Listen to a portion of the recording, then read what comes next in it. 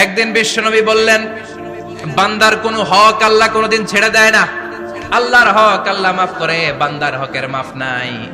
যদিও আমি নবী, আমার উপর যদি কোনো হক থাকে বলো, আমি দিয়ে দেব।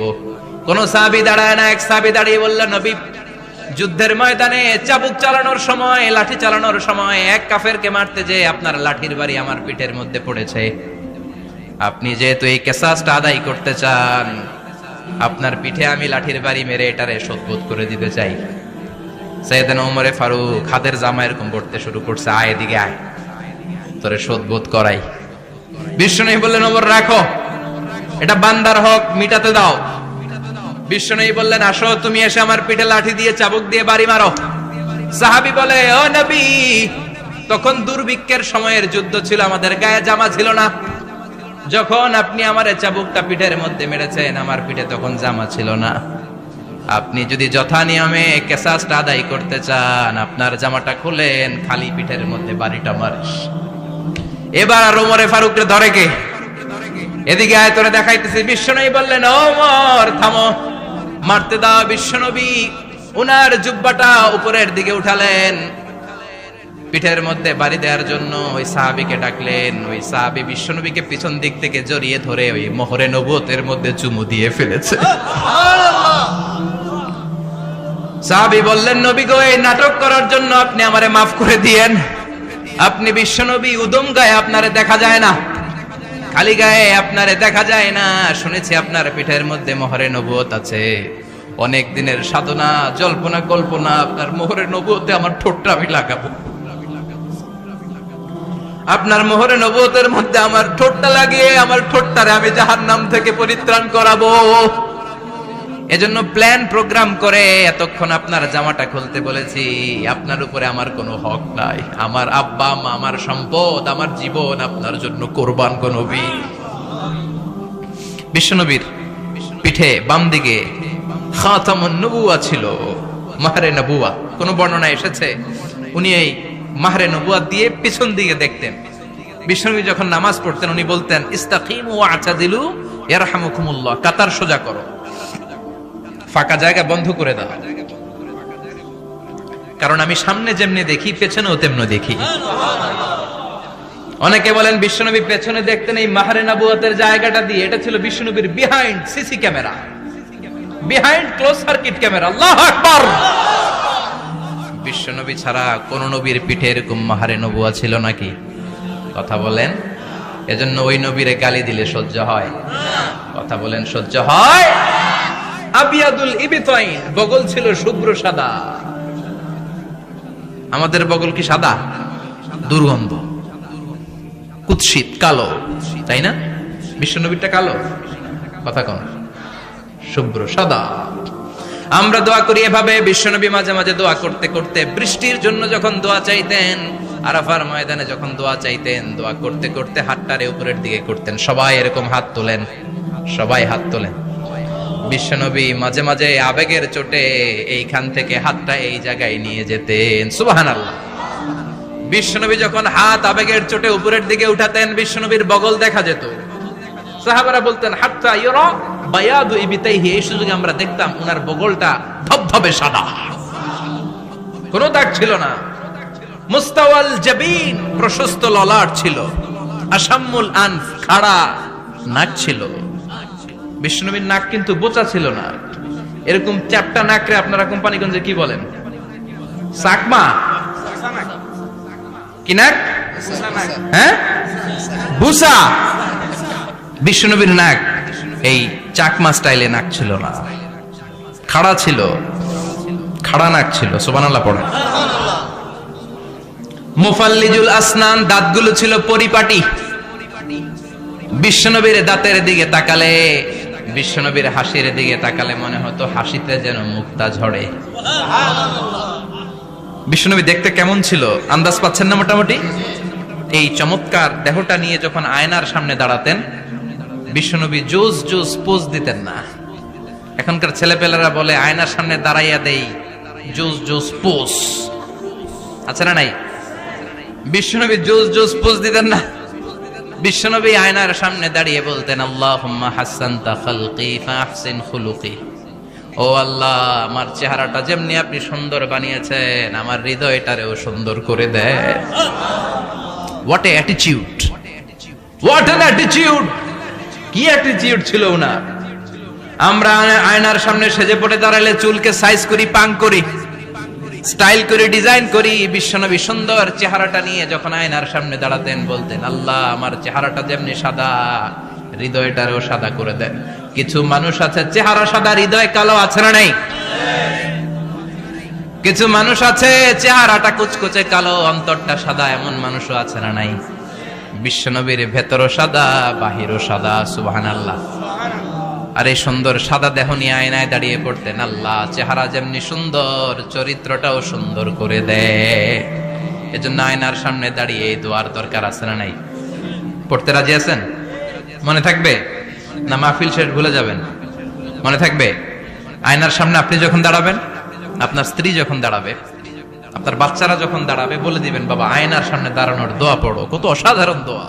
পড়েন আওয়াজ করে আমার সাথে, আল্লাহুম্মা হাসসানতা খালকি ফাআহসিন খুলুকি, আল্লাহুম্মা হাসসানতা খালকি ফাআহসিন খুলুকি।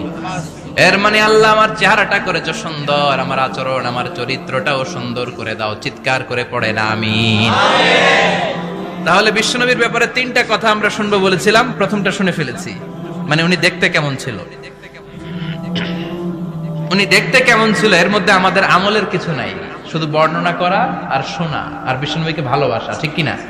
কারণ উনার না খাড়া, আমার তো খাড়া নাও হইতে পারে। উনি সুন্দর, আমি তো শ্যামলা হইতে পারি, কারণ এটা আল্লাহর দেয়া পরীক্ষা, ঠিক কিনা? দ্বিতীয় পয়েন্ট থেকে আমাদের আমল শুরু। দ্বিতীয় পয়েন্ট ছিল বিশ্বনবীর আচরণগত বৈশিষ্ট্য। আমার নবীর বিহেভিয়ার কেমন ছিল, কন্ডাক্ট সিস্টেম কেমন ছিল, ম্যানার কেমন ছিল, মানুষের সাথে কমিউনিকেশনটা কেমন ছিল, ব্যবহারিক জীবনটা কেমন ছিল, এগুলো আমল করার দরকার আছে না নাই? কষ্ট হচ্ছে? কষ্ট হচ্ছে? মনোযোগ আছে তো? মনোযোগ আছে না গেছে? আমরা এবার শুনবো বিশ্বনবীর আচরণ কেমন ছিল। বিশ্বনবী যখন রাস্তা দিয়ে হাঁটতেন, ইয়ামশি হাউনান, বিনয়ের সাথে হাঁটতেন। ইয়ামশি হাউনান, রহমানের বান্দারাও বিনয়ের সাথে রাস্তা দিয়ে হাঁটে, ঠিক কিনা? ওয়াইবাদুর রহমানিল্লাযীনা ইয়ামশুনা আলাল আরদি হাওনান ওয়া ইযা খাতাবাহুমুল জাহিলুনা ক্বালু সালামা। রহমানের বান্দারা যখন রাস্তা দিয়ে হাঁটে, বিনয়ের সাথে হাঁটে, তারা অহংকার প্রদর্শন করে না, মানুষের সাথে বিনয়ের সাথে রাস্তা দিয়ে হাঁটে। এজন্য রাস্তা দিয়ে যখন হাঁটবো, বিনয়ের সাথে হাঁটবো। রাজি আছেন তো? নাকি অহংকার প্রদর্শন করে হাঁটবেন? বিশেষ করে যুবকেরা, 3-4 জন যুবক একসাথে হলে রাস্তায় ওদের আর কারো হুঁশ জ্ঞান থাকে না। পুরো দুনিয়াটাই মনে হয় দুনিয়াটাই আমার, আছে না নাই? না, মুরব্বীকেও সম্মান করবা, মহিলাদেরকে সম্মান করবা, তোমার জায়গায় তুমি হাঁটবা, ভদ্রভাবে হাঁটবা। ভদ্রভাবে হাঁটার দরকার আছে না নাই? উনি মুরব্বী, একদিন উনিও তোমার মতো যুবক ছিল, ঠিক কিনা? এই যে আমার কালো দাড়ি, আজীবন কালো থাকবে? কথা বলেন। উনার সাদা দাড়ি, ছোটবেলায় মনে সাদা দাড়ি নিয়ে আসছিল না?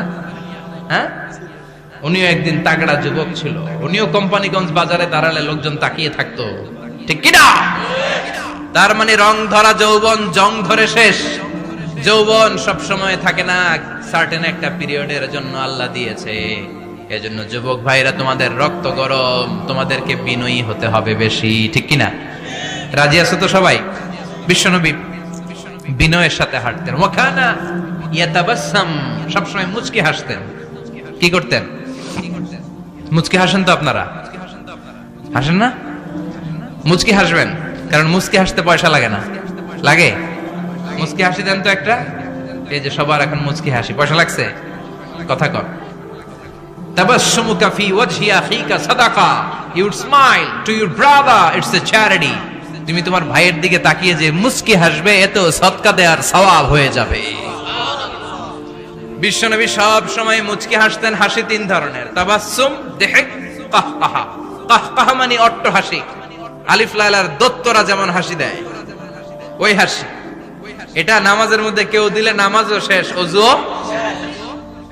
আর দিহক, হালকা আওয়াজে হাসি, সামান্য দাঁত দেখা যায় মাঝে মাঝে। বিশ্বনবী মজা করে এরকম হাসি দিতেন, কিন্তু সব সময় বিশ্বনবীর ঠোঁটের মধ্যে মুচকি হাসি লেগেই থাকতো। তাহলে আমরা বিনয়ের সাথে হাঁটবো, নাম্বার 1। নাম্বার 2, সবসময় মুচকি হাসবো। রাজি আছেন? ঘরে যেই স্ত্রীকে একটা মুচকি হাসি দিবেন, আজকে রাতেই দিবেন, যেই একটা মুচকি হাসি। রাজি আছেন? হ্যাঁ, ভালোবাসা বাড়াই দিবে কে? কথা কয় না। ভালোবাসার কথা আসলে আওয়াজ কমে যায়। ভালোবাসার কথাও কোরআনে আছে না নাই? আল্লাহু আকবার। আল্লাহ দাম্পত্য জীবনের ভালোবাসা তুমি বাড়িয়ে দাও। ইদাল তাফাতা ইলতাফাতা জামিআন। এই দুই একজন ওঠা বসা করতেছে কেন? ওঠা বসা করা যাবে না, বসেন। আর অল্প কয়েক মিনিট কথা বলবো। এখানে তো অনেক বিশৃঙ্খল, আমি তো বলতেছি না কিছু, অনেক বিশৃঙ্খল হয়ে গেছে মাহফিলটা। ওঠা বসা করা যাবে না, বসেন। 2-4 মিনিট কথা বলে আমরা একসাথে বিদায় নিব। কারণ এই মাহফিলগুলোর একটা সৌন্দর্য আছে, আপনি ওঠা বসা করলে সৌন্দর্যটা নষ্ট হয়। আপনি কি মনে করছেন শুধু এই মিডিয়া কর্মীরাই ভিডিও করে, ফেরেশতাদের ভিডিও নাই? ওয়া কুল্লা শাইইন আহসাইনাহু ফি ইমামিম মুবিন। ফেরেশতাদের ভিডিও ক্যামেরার নাম ইমামুম মুবিন। সুবহানাল্লাহ পড়েন। এই ইমামুম মুবিন নামক ক্যামকর্ডার, এটা দিয়ে তারা রেকর্ড করে নিয়ে যায়। এজন্য ওঠা বসা করলে এটা সুন্দর লাগবে। কথা বলেন। আর উঠবেন কেউ? আর কয়েক মিনিট কথা বলবো, আমরা কেউ উঠবো না ইনশাআল্লাহ। পড়েন।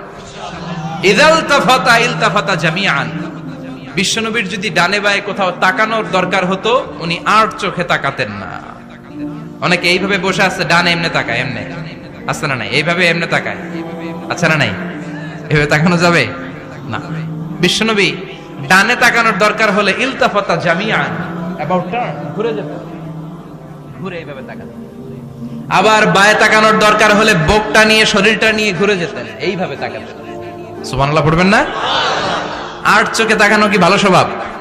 বিশ্বনবী ইদাল তাফাতা ইলতাফাতা জামিআন, যেদিকে তাকাবেন ওদিকে ফুল্লি মনোনিবেশ করতেন, তারপরে তাকাতেন। সুবহানাল্লাহ পড়েন।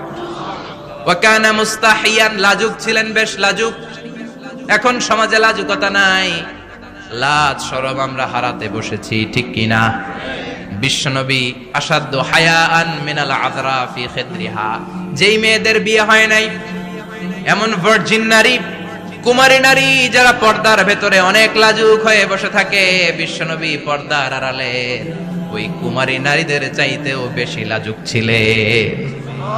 এত লাজুক ছিলেন, এত লাজুক ছিলেন, লজ্জা পেলে চেহারাটা বিশ্বনবী লাল হয়ে যেত। ছোট্টবেলায় হালিমাতুস সাদিয়ার বাড়িতে যখন দুধ খেতে গিয়েছিলেন, বিশ্বনবীর দুধমা হালিমাতুস সাদিয়া বলে, এই কুরাইশি মুহাম্মদ ছেলেটাকে কখনো কাঁদতে দেখি নাই। ক্ষুধা লাগলেও কাঁদে না, ব্যথা পেলেও কাঁদে না, শুধু লজ্জাস্থানের জায়গা থেকে কাপড়টা একটু সরে গেলে ছোট্ট মুহাম্মদ চিৎকার দিয়ে ওঠে। কি বুঝে সে? ক্ষুধা লাগলেও কাঁদতো না, ব্যথা পেলেও কাঁদতো না, লজ্জাস্থানের জায়গা থেকে কাপড় সরে গেলে বিশ্বনবী চিৎকার দিয়ে উঠতেন। সুবহানাল্লাহ পড়েন। এজন্য লজ্জা শরমের দরকার আছে না নাই? ইযা লাম তাস্তাহি ফাসনা মা শিতা। যদি লজ্জা শরম না থাকে, যা মন চায় তাই করতে পারো। এটা আমাদের বাংলাদেশে ব্যাপক। লাজ শরম কিচ্ছু নাই, যে যেটার যোগ্য না সে সেটা করতে যায়, ঠিক কি না? এই যে হিরো আলমের মনোনয়ন নিয়ে টানাটানি, কোন লজ্জা শরম আছে? আমার যোগ্যতা থাকতে হবে না? আমাকে রাজনীতি জানতে হবে না? আমাকে যদি আজকে বলে মিজানুর রহমান আজহারি আপনি অনেক কোয়ালিফাইড লোক, আপনি কালকেই দেশের প্রধানমন্ত্রী, আমি ওই জায়গায় বেহুশ। কারণ আমার নাই কোনো রাজনৈতিক জ্ঞান, নাই কোনো ডিপ্লোম্যাটিক জ্ঞান, নাই কোনো কূটনৈতিক জ্ঞান, এই কাজ আমার নয়। এজন্য লাজুকতার বড় দরকার। যেখানে যার বসা দরকার সে সেখানে যাবে। কিয়ামতের আগে যেই লোক যেই চেয়ারে বসার দরকার ওই লোক ওই চেয়ারে বসবে না। এটা হলো কিয়ামতের আলামত। জোরে কোন ঠিক কিনা? সভাপতি হওয়ার যোগ্যতা নাই, সভাপতি হয়, আছে না নাই? সেক্রেটারি হওয়ার যোগ্যতা নাই, সেক্রেটারি হয়, এরকম সমাজে আছে না নাই? নেতা হওয়ার যোগ্যতা নাই, নেতা হয়, আছে না নাই? সবগুলো কিয়ামতের আলামত। আমার বিশ্বনবী এমন লাজুক ছিলেন, বিশ্বনবীর মতো এমন লাজুক নবী আর কেউ ছিল নাকি? কথা বলেন। ওয়া কানা আসহাবুল মাইমানা, বিশ্বনবী ডানপন্থী ছিলেন। কি পন্থী? কি পন্থী? মুষ্টিবদ্ধ ডান হাতটাকে এরকম উপরের দিকে করেন আর চিৎকার করে বলেন, বিশ্বনবী কোন পন্থী ছিল? আমরা কোন পন্থী? জান্নাতে কারা ঢুকবে? কোন বামপন্থীর স্থান জান্নাতের ভেতরে হবে? চিৎকার করে বলেন, কোন নাস্তিক জান্নাতে ঢুকতে পারবে? এজন্য নবীদের মতো ডানপন্থী হতে হবে। জোরে কোন ঠিক কিনা? বিশ্বনবী সব ভালো কাজগুলো ডান দিক দিয়ে করতে পছন্দ করতেন। জামা পরলে ডান দিক দিয়ে, খাবার বিতরণ করলে ডান দিক দিয়ে, মুসাফা করা শুরু করলে ডান দিক দিয়ে ভালো কাজ বিশ্বনবী পছন্দ করতেন। সুবহানাল্লাহ পড়েন। আসহাবুল মাইমানা, বিশ্বনবী মেহমানদারি করতে পছন্দ করতেন। আমরা করি তো? মেহমানদারি করান? মেহমান ঘরে আসলে ভালো লাগে? খারাপ লাগে কার কার দেখি? সবার ভালো লাগে, কিন্তু আমরা অনেকে খুশি হই না। মেহমান আসলে নাখোশ হই, নিজে খাইতে পাই না। মেহমান আইছে কে? খাওয়ামু কইতে, খাওন নাই, যেন ও খাওন বানাইছে। খাওন পাঠায় কে? রিজিক দেয় কে? গোটা বিশ্বের সবাই মিলে আমরা একটা চাল বানাতে পারবো নাকি? ও মিয়া চাইনিজ চাউল না, চাইনিজ ডিম না, ওগুলা সবাই পারে, ঠিক কিনা? আল্লাহর বানানো ন্যাচারাল চাল, গাছের মধ্যে হওয়া যেই চাল, ধান আল্লাহ তৈরি করেছে, এরকম ধান, এরকম একটা পেয়ারা, এরকম ছোট্ট একটা কমলার টুকরা গোটা বিশ্বের সবাই মিলে বানাতে পারে নাকি? এজন্য রিজিকের মালিক কে? মেহমান আপনার রিজিকে ভাগ বসাতে আসে না, সে তো তার রিজিক নিয়ে আসে, সে আরো এসে আপনার রিজিকে বরকত ঢুকিয়ে দিয়ে যায়। চিল্লা এখন ঠিক কিনা? কারণ আমরা বরকতে বিশ্বাসী। বরকত বিশ্বাস করেন? 5 লাখ টাকা মাসে কামায়, ডাইন হাতে বা হাতে, আছে না নাই? হালাল হারাম ইচ্ছা মতো কামায়, মাস শেষে কিচ্ছু থাকে না, এরকম ডাকাইত আছে না নাই? হসপিটালের একটা বিল পরিশোধ করতে 3 লাখ চলে যায়, ঋণের বোঝায় জর্জরিত, রাতে ঘুম নাই, তার মানে বরকত নাই। আরেকজনের বেতন 20,000, কয় হাজার? বাড়ি ভাড়া 6,000, বাজার খরচ 6,000, ছেলে মেয়ের স্কুলের বেতন 6,000, বেড়ায় দান করে আরো 1,000, আরো থাকে। সুবহানাল্লাহ পড়েন। দিস ইজ কল্ড বারাকা।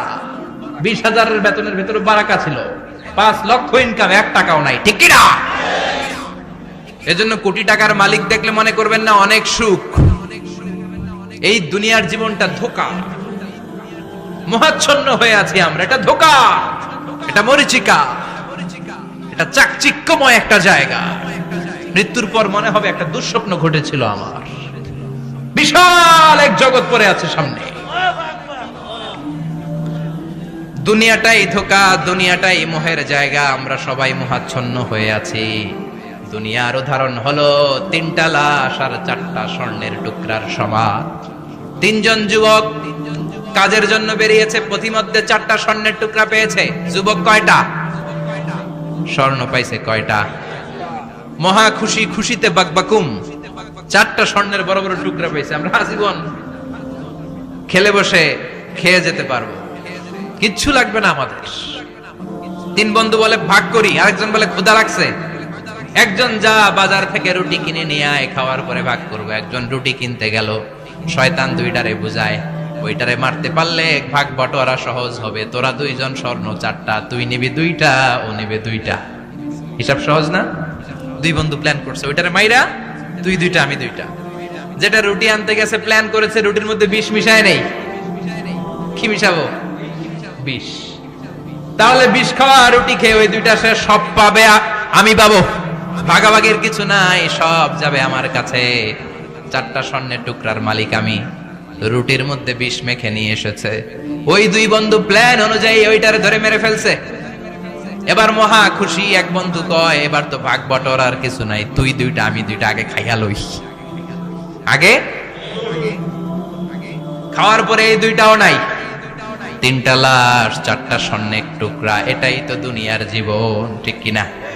আসল জীবন কবর থেকে শুরু হবে, কোন ঠিক কিনা?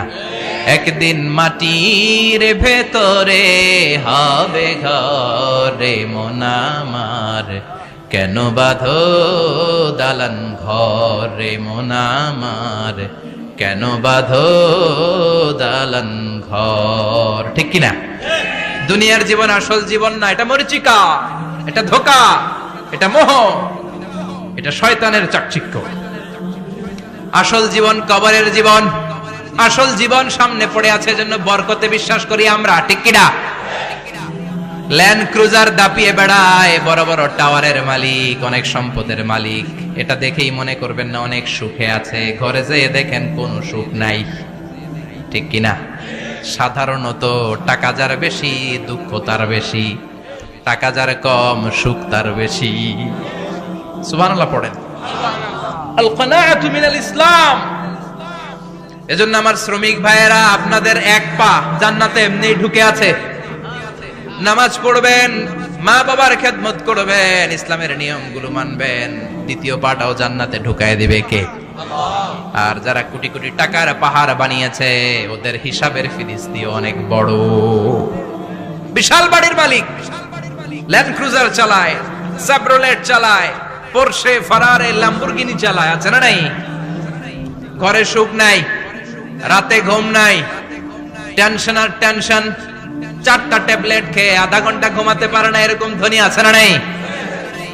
সব ধনীরা আবার এক পাল্লায় মাইপেন না। হালাল পন্থায় মাথার ঘাম পায়ে ফেলে যেই ধনী ব্যবসায়ীরা বড় লোক হয়েছে, ওদের ঘরে ঠিকই শান্তি আছে। তার মানে টাকা যার বেশি, ওষুধ তার বেশি, কিচ্ছু খেতে পারে না। দেখবেন ধনীদের খাবারের ডায়েটে থাকে ভেজিটেবলস আইটেম, ঠিক কিনা? এমনি হজম হয় না, আবার ডাক্তারের কাছে গেলে বলে কিচ্ছু খাবেন না, খালি ঘাস খাবেন। কি খাবেন? মানে ভেজিটেবল খাবেন, সবজি খাবেন তো সুস্থ থাকবেন, আছে না নাই? ঘুম নাই, শান্তি নাই। এই যে কোম্পানিগঞ্জ বাজারের যারা কুলি মজুর শ্রমিক, এদের ঘুমে ঝামেলা আছে, কথা বলেন। ধনী পয়সাওয়ালা কোটিপতি, সে ঘুমের ট্যাবলেট খায়, ঘুমের জন্য যে ট্যাবলেট লাগে রিকশাওয়ালা ওইটাই জানে না, ঠিক কিনা? 1000 কোটি টাকার মালিক হলে বাড়ি কিনা যায়, গাড়ি কিনা যায়, সুখ কিনা যায় না। কোম্পানিগঞ্জ বাজারে সুখ বিক্রি হয় এমন দোকান আছে নাকি? কথা কন, একটাও নাই। কি করলেন আপনারা? সুখের দোকান দিতে পারলেন না? কি আজীব তামাশা! টাকা দিয়ে সুখ কিনা যায় না, গাড়ি কিনা যায়, বাড়ি কিনা যায়, কিন্তু সুখ নো ওয়ে, কেনা যায় না। টাকা হলে জাজিম কিনা যায়, বালিশ কিনা যায়, ঘুম কিনা যায় না। ঘুম কিনা যায়? ফার্মেসিতে ডাক্তারের কাছে যে যদি বলেন 2000 টাকার ঘুম দেন, দিবে? ডাক্তার কি বলবে? ধুরু মিয়া, আমারই ঘুম আসে না, তোমারে আমি ঘুম বিক্রি করব। আচ্ছা না নাই? শ্রমিক ভাই, রিকশাওয়ালাদের ঘুমের ঝামেলা নাই, যেখানে রাই তো ওইখানেই, যেখানে রাই তো ওইখানেই কাই। ওর মাথা লাগতে দেরি বিছানায়, নাক ডাকতে দেরি হয়, ওর নাকের ডাকের আওয়াজে ট্রাকের ইঞ্জিনও ফেল, ঠিক কিনা? এজন্য আমরা বরকতে বিশ্বাসী। অল্প খাবো, অল্প পড়বো, অল্প জমাবো, অল্পের ভেতর বরকত দিয়েছে কে? এজন্য মেহমান আসলে বিশ্বনবী খুশি হতেন, আমরাও মেহমান আসলে খুশি হব। রাজি আছি না নাই? সবাই রাজি? মেহমানদারি করাবেন তো? এরপরে বিশ্বনবী ইনসাফ করতেন। কি করতেন? ইনসাফ করতেন। বিচার করার সময় বিশ্বনবী ইনসাফ করতেন। গোটা বিশ্বকে ইনসাফ শিখিয়েছেন বিশ্বনবী। আমাদের দেশেও তো ইনসাফ হয় না? হাইকোর্টে, সুপ্রিম কোর্টে, গ্রাম্য সালিশে আছে, আছে। আহকামুল হাকিমিনের দরবারে সবগুলো বিচার আবার বসবে। চিল্লায় বলেন ঠিক কিনা? অমিয়া দুনিয়াতে বিচারপতি বিচারের রায় দেয়, ওই বিচারপতিরও বিচার আছে না নাই? সবচেয়ে বড় বিচারপতির নাম কি? বিশ্বনবী ইনসাফ করে গোটা বিশ্বকে দেখিয়ে গেলেন কেমন করে বিচার করতে হয়। বিশ্বনবীর কাছে কখনো বিচার আসলে বিশ্বনবী দুই পক্ষের কথা শুনে রায় দিতেন। পড়েন সুবহানাল্লাহ। সব সময় দুই পক্ষের কথা শুনে রায়। এখন কি দুই পক্ষকে সমান প্রিভিলেজ দেয়া হয়? কথা বলেন। কারণ কোরআন দিয়ে বিচার হয় না। কোরআন দিয়ে বিচার হোক আমরা চাই কি চাই না? আমার সংসদ ভবনের ভেতরে কোরআনের আইন দিয়ে সংসদ ভবন কায়েম হোক আমরা চাই কি চাই না? সেনাবাহিনীর ভেতরে দরবার হলগুলোতে যখন আলোচনা বসে কোরআন মাঝখানে থাকবে, চিল্লায় বলেন ঠিক কিনা? দেশের সবগুলো ক্যান্টনমেন্টের ভেতরে কোরআন থাকার দরকার আছে না নাই? সবগুলো আদালতের ভেতরে কোরআন থাকার দরকার আছে না নাই? কোরআনের আইন অনুযায়ী আমার দেশের সব নিয়ম কারণ চলবে আমরা চাই কি চাই না?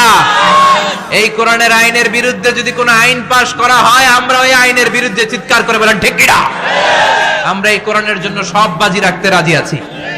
আমরা জীবন বাজি রাখতে রাজি আছি। আমরা দেহের তাজা রক্ত বিলিয়ে দিতে রাজি আছি। জোরে বলেন ঠিক কিনা? কোরআনের জন্য কে কে ময়দানে থাকতে রাজি আছেন? হাত উঁচু করে আল্লাহর দেখা।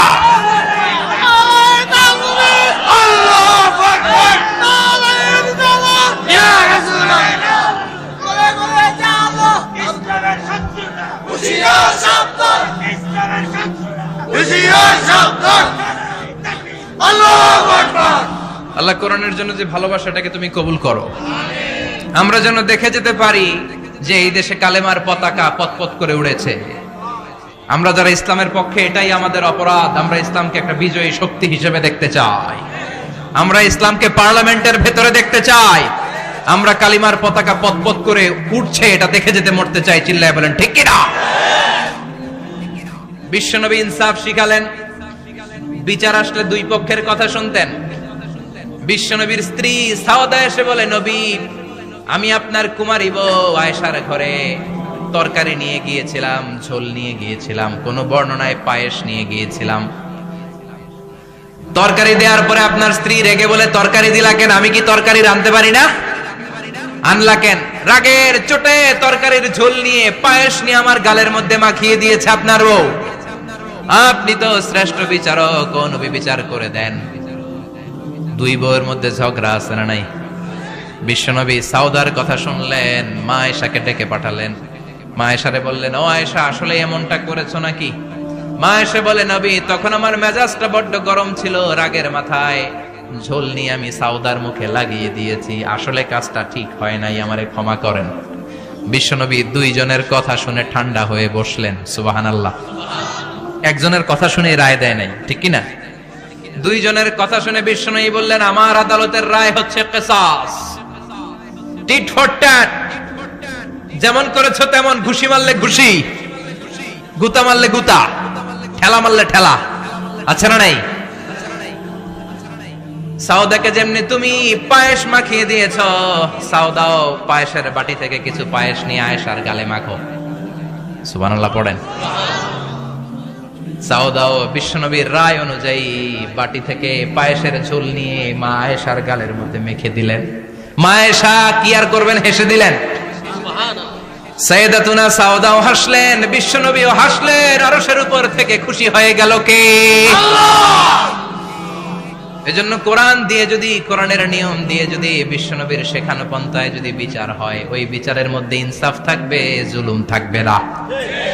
ওই বিচারের মধ্যে কোনো স্কাইপি কেলেঙ্কারি হবে না। আমাদের টেলিফোনের ফোনালাপ ফাঁস হয়ে যায়, স্কাইপি ফাঁস হয়ে যায়, অনেক ঝামেলা হয়ে যায়, আছে না নাই? এরপরেও জনগণের চোখ খোলে না। আল্লাহ তুমি চোখ খোলার তৌফিক দাও, সহি সমঝ দান করো।